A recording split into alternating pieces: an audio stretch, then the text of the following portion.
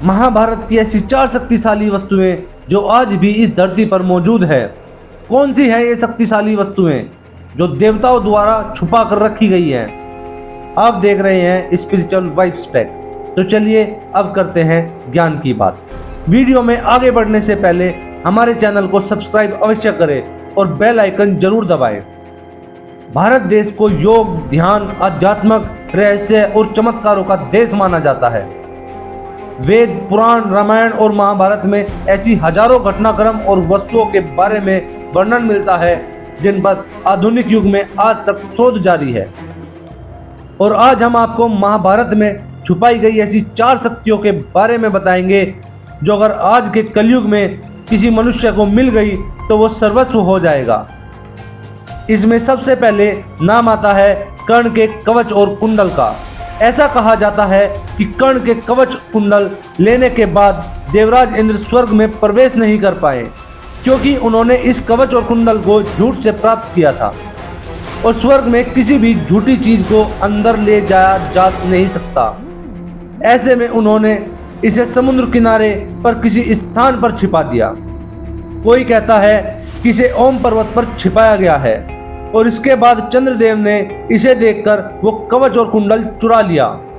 चुराने के बाद जब चंद्रदेव वहां से भागे तो समुद्रदेव ने उन्हें रोक लिया और इसी दिन से सूर्यदेव और समुद्रदेव दोनों मिलकर उस कवच और कुंडल की सुरक्षा कर रहे हैं। ऐसा कहा जाता है कि इस कवच और कुंडल को पुरी के निकट कोणार्क में छिपाया गया है। जी हाँ, सूर्यदेव मंदिर में। और कोई कहता है कि इसे ओम पर्वत पर छिपाया गया है, लेकिन आज तक कोई भी इस तक नहीं पहुंच पाया। सोचिए क्या होगा अगर ये किसी को मिल जाए। इस कवच और कुंडल को हासिल अगर कोई कर लेगा तो वो इसका गलत फायदा भी उठा सकता है। कहा यह भी जाता है कि कलयुग के अंत में कल की अवतार इस कवच और कुंडल को धारण करेंगे।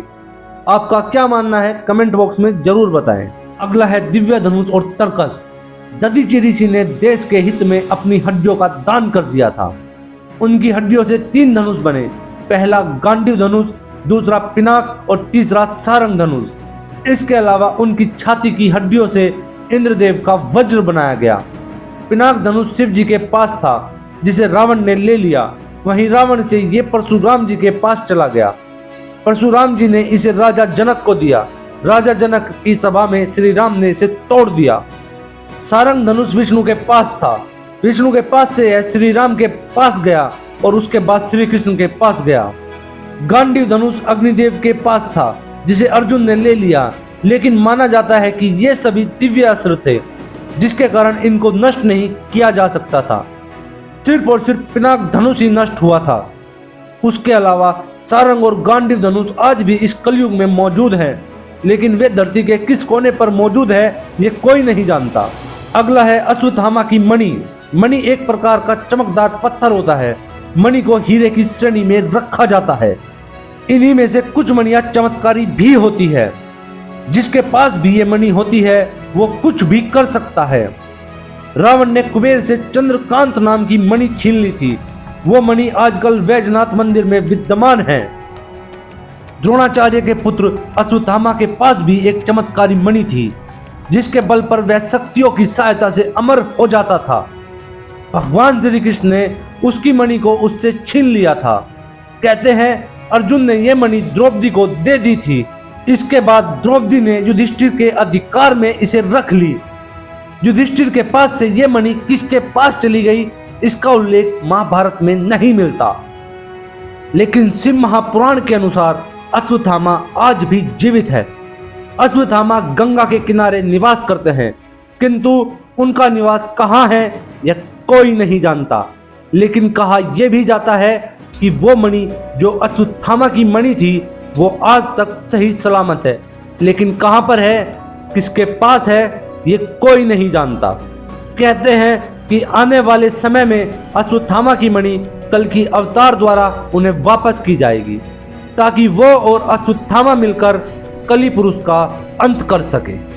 अब बात करते हैं अगली शानदार और शक्तिशाली वस्तु की, जो कि है पांचजन्य शंख। महाभारत में कृष्ण के पास पांचजन्य था। आप सोच रहे हैं कि ये पांचजन्य क्या है? पांचजन्य भगवान श्री कृष्ण का शंख था। अर्जुन के पास देवता और युधिष्ठिर के पास अनंत विजय, भीष्म के पास पौंड्रिक, नकुल के पास सुघोष और वहीं सहदेव के पास मणिपुष्पम था। सभी के शंखों का महत्व और शक्ति अलग अलग थी। शंखों की शक्ति और चमत्कारों का वर्णन महाभारत और पुराणों में भी मिलता है। समुद्र मंथन के दौरान इस बाजन्य शंख की उत्पत्ति हुई थी। शंख को विजय, समृद्धि, सुख, शांति, यश, कीर्ति और लक्ष्मी का प्रतीक माना गया है। कहा जाता है कि इस शंख के हरियाणा के करनाल में होने के किस्से कहे गए हैं।